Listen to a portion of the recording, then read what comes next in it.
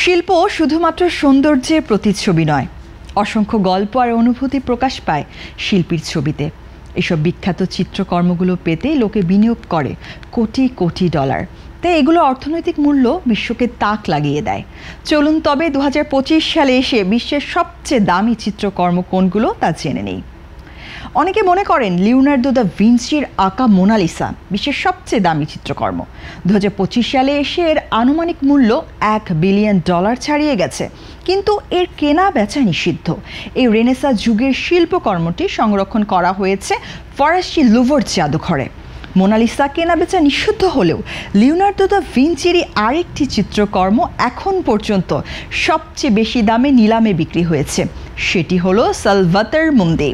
2017 সালে $450.3 মিলিয়ন বিক্রি হওয়া এই চিত্রকর্মটি এখন পর্যন্ত নিলামে বিক্রিত হওয়া সবচেয়ে দামি চিত্র। যিশুর প্রতিকৃতি ও হাতে থাকা স্ফটিক গোলকের মাধ্যমে চিত্রে যুক্ত হয়েছে আধ্যাত্মিকতা ও বাস্তবতার মিশেল। ওয়ালটন এখন দেশের সীমানা পেরিয়ে পৌঁছে গিয়েছে 50টিরও বেশি দেশে। ওয়ালটন, ঘরে ঘরে বিশ্বজুড়ে। দামের দিক দিয়ে তৃতীয় অবস্থানে রয়েছে রেনেসা যুগের সান্দ্রো বত্তিচেল্লির আঁকা ইয়াং ম্যান হোল্ডিং আ রাউন্ডেল। 2025 সালে গোপন আলোচনার মাধ্যমে এর দাম $475 মিলিয়ন নির্ধারিত হয়। বত্তিচেল্লির সূক্ষ্ম আঁকার কৌশল ও প্রতীকী গল্প বলার ধরন একে অনন্য এক শিল্পকর্ম করে তুলেছে। এরপরেই রয়েছে ইন্টারচেঞ্জ। এটি অ্যাবস্ট্রাক্ট এক্সপ্রেশনিজম বা বিমূর্ত অভিব্যক্তি ধারার শিল্পকর্ম। 1955 সালে নেদারল্যান্ডস বংশোদ্ভূত মার্কিন চিত্রশিল্পী উইলিয়াম দ্য কুনিং এই ছবি এঁকেছেন। ছবিতে ব্যবহার হয়েছে উজ্জ্বল রং ও এলোমেলো তুলির আঁচড়। এই ছবিটি $320 মিলিয়ন বিক্রি হয়েছে। পঞ্চম অবস্থানে রয়েছে নাফেয়া ফা ইপো ইপো। এটি একটি তাহিতিয়ান বাক্যাংশ। এর বাংলা অর্থ কবে বিয়ে করছো। ফরাসি শিল্পী পল গগা 1891 সালে প্রথমবার ফরাসি দ্বীপ তাহিতি ভ্রমণ করেন। সে সময় তিনি ছবিটি আঁকেন। এই চিত্রটি 2015 সালে $210 মিলিয়ন বিক্রি হয়েছিল। 2025 সালের মূল্য $310 মিলিয়ন পৌঁছেছে।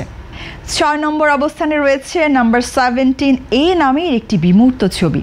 চিত্রকর্মটি এঁকেছেন জ্যাকসন পোলক। এটি আঁকা হয়েছে ফাইবার বোর্ড ক্যানভাসে। 2016 সালে এই ছবিটি বিক্রির সময় এর দাম ছিল $20 কোটি। বর্তমানে এর মূল্য $225 মিলিয়ন পৌঁছেছে। ফ্রান্সের চিত্রশিল্পী পল সেজানের আঁকা চিত্রকর্মটি রয়েছে সপ্তম অবস্থানে। 2011 সালে দ্য কার্ড প্লেয়ার্স নামের এই চিত্রকর্মটি $250 মিলিয়ন কিনে নেয় সৌদি আরবের রাজ পরিবার। ছবিতে দুজন শ্রমিককে মগ্ন হয়ে তাস খেলতে দেখা যায়। ফরাসি গ্রামীণ জীবনের নিঃশব্দ ছন্দ এই চিত্রে অসাধারণভাবে ফুটে উঠেছে।